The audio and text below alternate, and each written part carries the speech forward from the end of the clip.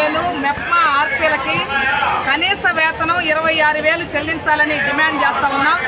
25 ఏళ్లుగా పనిచేస్తూ ఉన్నారు, కానీ ప్రభుత్వం కనీస వేతనాలు చెల్లించేటటువంటి పని చేయడం లేదు. వీళ్ళు సెల్ఫ్ హెల్ప్ గ్రూపులు ఎంప్లాయీస్ అని ప్రభుత్వం చెప్తా ఉంది, కానీ పని మొత్తం అప్పగించేటటువంటి పని, చేయించేటటువంటి పని, తాకీదులు ఇచ్చేటటువంటి పని, తొలగించే పని, ఇబ్బందులు పెట్టే పనులన్నీ మాత్రం ప్రభుత్వం చేస్తూ ఉంది. మేము ఈ ప్రభుత్వాన్ని ఒక్కటే కోరుతూ ఉన్నాం. ఈ పట్టణ పేదరిక నిర్మూలన సంస్థ, గ్రామీణ పేదరిక నిర్మూలన సంస్థలో రాష్ట్రంలో ఉన్నటువంటి 1 కోటి మంది పేద మహిళలని ఆర్గనైజ్ చేసి సంఘాలుగా నడుపుతున్నటువంటి వివోఏలు ఆర్పీలకి కనీస వేతనాలు చెల్లించాలి.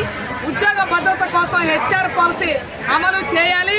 అలాగే ఆర్పీలకి గ్రేడింగ్ విధానం పెట్టి ఇస్తున్నటువంటి 8,000 రూపాయల వేతనంలో కూడా కోతలు విధించి 2,000, 3,000, 4,000 చెల్లిస్తూ ఉన్నారు. ఈ గ్రేడింగ్ విధానాన్ని రద్దు చేయాలి, అందరికీ కనీస వేతనం చెల్లించాలని డిమాండ్ చేస్తూ ఉన్నాం. అలాగే వివోఏలకి 2 సంవత్సరాలుగా శ్రీనిధి ఇన్సెంటివ్స్ ప్రభుత్వం చెల్లించాలి. ఆ బకాయిలు ఉన్నాయి, వాటిని ఇచ్చే పని చేయట్లేదు. అలాగే మొబైల్స్ వివోఏలకి 15 ఏళ్ళు పైగా అవుతుంది మొబైల్స్ ఇచ్చి, ఆ మొబైల్కి రీఛార్జ్ చేయించరు, సిమ్ కార్డులు ఇవ్వరు, వాళ్ళ సొంత డబ్బులు పెట్టి పనిచేయాల్సి వస్తూ ఉంది. లోకోస్ యాప్లో పనిచేయాలనంటే 5G మొబైల్ కావాలి. ఈ 5G మొబైల్ ఇస్తామని 8 నెలల క్రితం చెప్పారు, కానీ ఇప్పటి వరకు మొబైల్ ఇచ్చినటువంటి పరిస్థితి లేదు. అనేక మంది వివోఏలు ఆర్పీలు విధి నిర్వహణలో ప్రాణాలు కోల్పోతూ ఉన్నారు. ఆ ప్రాణాలు కోల్పోయేటటువంటి వాళ్ళకి ప్రమాద బీమా లేదు, ఎక్స్గ్రేషియా ఇచ్చే పరిస్థితి లేదు. పైగా వీళ్ళు ప్రభుత్వ ఉద్యోగులు కాదు, సెరపు ఉద్యోగులు కాదు, కానీ ప్రభుత్వం మాత్రం వీళ్ళకి 60 ఏళ్ళు దాటినటువంటి వాళ్ళని జీతాలు నిలుపుదల చేశారు.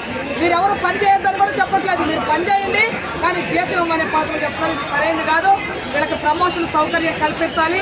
ఈ డిమాండ్ల సాధన కోసం ఈరోజు మెప్మా ఆర్పీలు అలాగే వెలుగు వివోఏలు రాష్ట్ర కమిటీల ఆధ్వర్యంలో విజయవాడ ధర్నా చౌక్లో రాష్ట్ర ధర్నా నిర్వహిస్తూ ఉన్నాం. ప్రభుత్వం స్పందించి సమస్య పరిష్కారం చేస్తే సరి, లేదంటే రాబోయే కాలంలో పెద్ద ఎత్తున ఆందోళన పోరాటానికి పొదుపు మహిళల్ని కలుపుకొని పోరాటానికి సిద్ధమవుతాం. పొదుపు మహిళలకి కూటమి ప్రభుత్వం ఎన్నికలకు ముందు 10 లక్షల వరకు వడ్డీ రాయితీ ఇస్తామని చెప్పారు. ఇప్పటి వరకు వడ్డీ రాయితీ గురించి మాట్లాడే పని చేయడం లేదు. రెండవది స్వావలంబన పేరుతోటి, అభయహస్తం పేరుతోటి, మహిళా మార్పుల పేరుతోటి కోట్లాది రూపాయలు పొదుపు మహిళల దగ్గర వసూలు చేశారు. ఆ డబ్బులన్నీ కూడా తిరిగి వాళ్ళకి చెల్లించాలని మేము ప్రభుత్వాన్ని కోరుతా ఉన్నాం. అలాగే కూటమి ప్రభుత్వం, గతంలో తెలుగుదేశం ప్రభుత్వం చంద్రన్న కానుకిచ్చింది, సంక్రాంతి కానుకిచ్చారు, పెళ్లి కానుకిచ్చారు. ఇప్పుడు విద్యాలక్ష్మి పేరుతోటి మళ్ళీ అట్లాగే పెళ్లి చేసుకునేటటువంటి వాళ్ళకి కళ్యాణ లక్ష్మి పేరుతోటి లక్ష రూపాయలు ఇస్తామని చెప్తా ఉన్నారు. ఫ్రీగా ఇస్తున్నారా అని అడుగుతా ఉన్నాం. ఇది కానుక అని అడుగుతా ఉన్నాం. కానుకల స్థానంలో అప్పులు ఇచ్చామని బ్యాంకులు కూడా అప్పులు ఇస్తున్నాయి. మేము దాచుకున్న డబ్బుల నుంచి బ్యాంకులు మాకు లక్షల రూపాయలు అప్పులు ఇస్తా ఉన్నారు, కానీ వడ్డీ రాయితీ లేదు. ఆ ఇచ్చే అప్పు మీరు ఇవ్వాల్సిన అవసరం లేదు, బ్యాంకులు ఇస్తాయి. మీరు ఇస్తే అది కానుకగా ఇవ్వాలి తప్ప ఏదో గొప్పగా అప్పు ఇచ్చేటటువంటిది ఇస్తున్నామని ప్రకటించుకోవడం సరైనది కాదు. రెండవది, ఈరోజు బ్యాంకుల నుంచి ఇస్తున్నటువంటి అప్పులు ఏవైతే ఉన్నాయో అప్పులు తిరిగి కట్టడానికి కావలసినటువంటి ఉపాధి లేదు ఈరోజు మహిళలకు, అందుకని వలసలు వెళ్తూ ఉన్నారు. ఈ అప్పులు తీర్చడానికి మైక్రో ఫైనాన్స్ సంస్థకి మళ్ళీ అప్పుల కోసం వెళ్తున్నటువంటి పరిస్థితి ఉంది. ఒకవైపునేమో ముఖ్యమంత్రి చంద్రబాబు నాయుడు గారు ఇంటికో మహిళను పారిశ్రామికవేత్తగా చేస్తామని చెప్తున్నారు. నేను ప్రభుత్వం అవుతుంది ఏంటంటే సెర్పు సంస్థలో పనిచేసే వాళ్ళు, మెప్మా సంస్థలో పనిచేస్తున్నటువంటి వాళ్ళు, వీళ్ళందరినీ ముందు పర్మనెంట్ చేయండి, వాళ్ళకి కనీస వేతనాలు చెల్లించండి, తర్వాత పారిశ్రామికవేత్తలుగా చేద్దరు. కనీస వేతనాలే చెల్లించిన మీరు వాళ్ళ కష్టాలే పట్టించుకొని మీరు ఏ రకంగా పారిశ్రామికవేత్తలు చేస్తారని జరుగుతూ ఉంది.